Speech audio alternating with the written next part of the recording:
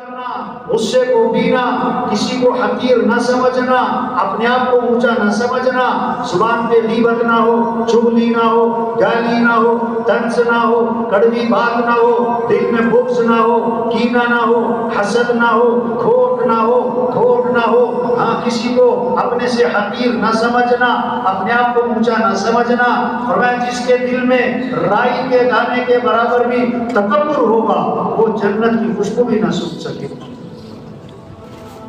حضور صلی اللہ علیہ وسلم کے پاس جنازہ لایا گیا، آپ جنازہ پڑھانے آگے ہوئے، حضرت عمر رضی اللہ عنہ سامنے آگئے، حضور اس کا جنازہ نہ پڑھائیں۔ کیوں؟ انہو رجل فاسق، یہ بڑا فاسق فاجر آدمی، اس نے یوں کیا وہ کیا، اس کا جنازہ نہ پڑھائیں۔ آپ نے صحابہ کی طرف رخ فرمایا، کیا تم میں سے کسی نے اس مرنے والے کو کوئی نیکی کا کام کرتے دیکھا ہے؟ ایک صحابی کھڑے ہو گئے، حضور میں نے دیکھا۔ کیا ساری زندگی ہمیشہ؟ نہ نہ نہ نہ نہ، حرسا لیلتن فی سبیل اللہ، ایک رات میں نے دیکھا یہ آدمی، یہ مرنے والا اللہ کے راستے میں پہرا دے رہا ہے۔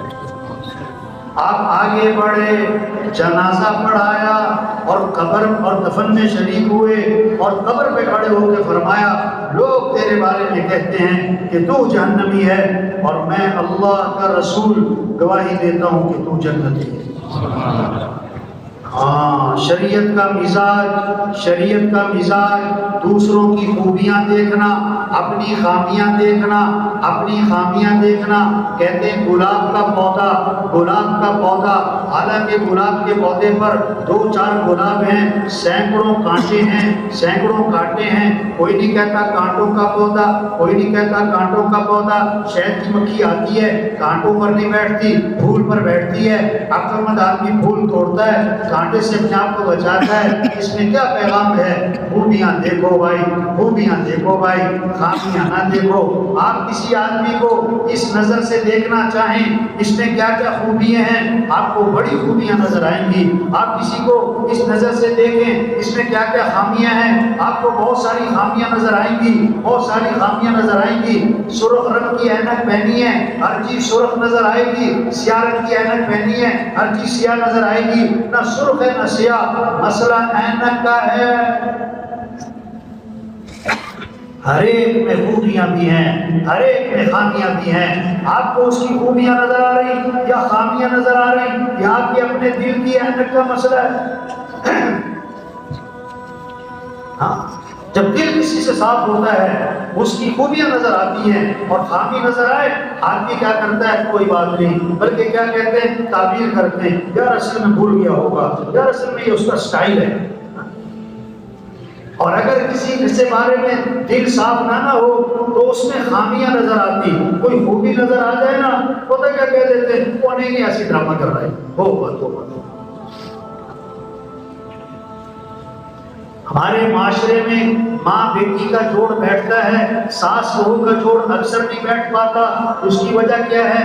ماں بیٹی کی خوبیاں دیکھے، بیٹی ماں کی خوبیاں دیکھے، جوڑ بیٹھا رہتا ہے۔ ساس بہو کی خامیاں دیکھے، بہو ساس کی خامیاں، جوڑ نہیں بیٹھتا۔ ایک عورت کہنے لگی، عجیب بات ہوئی، جب میں بہو بنی مجھے ساس اچھی نہ ملی، اور جب میں ساس بنی مجھے بہو اچھی نہ ملی۔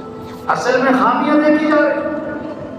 ہاں، ایمان بنے گا بھائی، پھر اخلاق اچھے ہوں گے، نرمی آئے گی، معاف کرنا آئے گا۔ ایک صحابی آئے، حضور میرا غلام ہے، غلام، نوکر نہیں، ملازم نہیں، خادم، میرا غلام غلطیاں بہت کرتا ہے، کب تک برداشت کروں اور کب تک معاف کروں؟ آپ خاموش رہے۔ پھر عرض کیا، حضور میرا غلام ہے، غلطیاں بہت کرتا ہے، کب تک معاف کروں؟